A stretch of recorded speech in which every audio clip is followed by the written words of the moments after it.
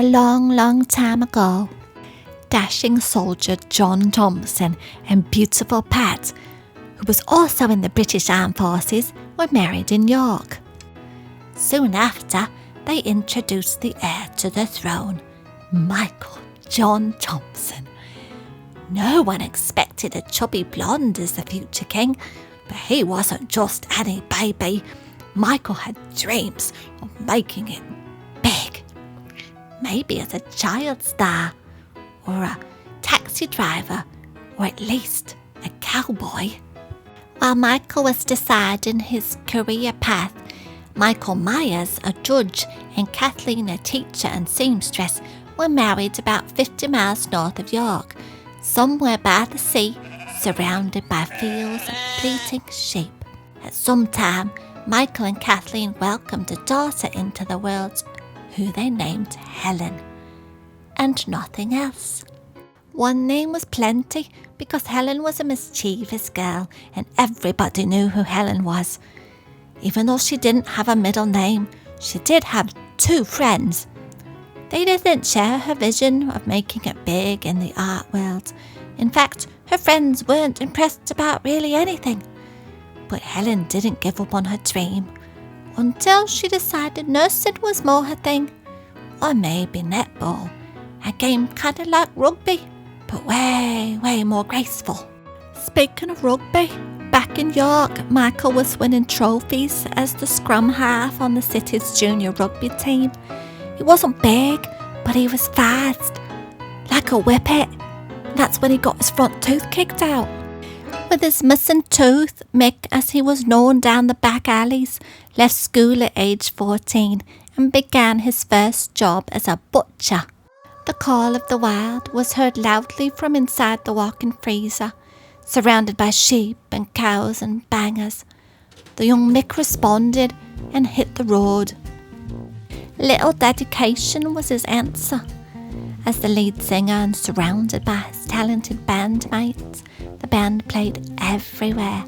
And I mean everywhere. Every single pub, every single town hall, every single you name it, they played there. They were on their way to knocking the Beatles off the throne. They opened up for the Moody Blues, and their adoring fans clamoured for more. Let's have a little listen and see what all the fuss was about. Last night my girl asked me if I love her. Well, I didn't want to seem unkind, so I told her that I thought the world of her. This thought was running through my mind. This thought was running through my mind. Goosey gander, where the shall I wander? Upstairs and downstairs and in my lady's chamber. The young and impressionable seaside village girl heard about this boy band and went off in search of the dreamboat singer. Helen was 15 and this dish of a man was 19. Dear diary, a giddy Helen wrote later that night. The fab singer talked to me, told me to get out my chair and dance. Country life was horribly boring for Helen. She wanted to do more than watch the ships sail by and listen to the bleating of the sheep. So she packed her bags and moved to nursing school in York. Band life was savage, with so many screaming fans and so little police protection. Mick decided to go to nursing school. He graduated as the only male in his class. But while still in school, he bumped into, again, the shy, cute village girl. This time he took her home to meet Mum and Dad.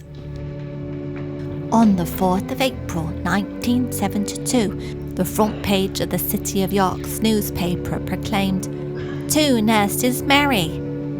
I do solemnly declare that I know not of any lawful impediment why I, Michael John Thompson, may not be joined together in matrimony to Helen Myers.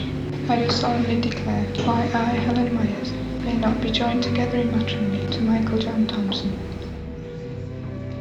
May I introduce Mr. and Mrs. Thompson? A couple years later, Mick and Helen started their family with the birth of daughter Rachel Helen. The young parents were generous and gave her a middle name. 22 months later, everything was complete perfection when the youngest daughter, Deborah Jane, arrived in Ascot.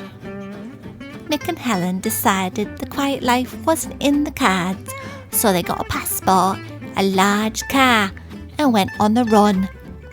They've been running ever since. 50 years later, they're still running, just a lot slower these days, but somehow still in love.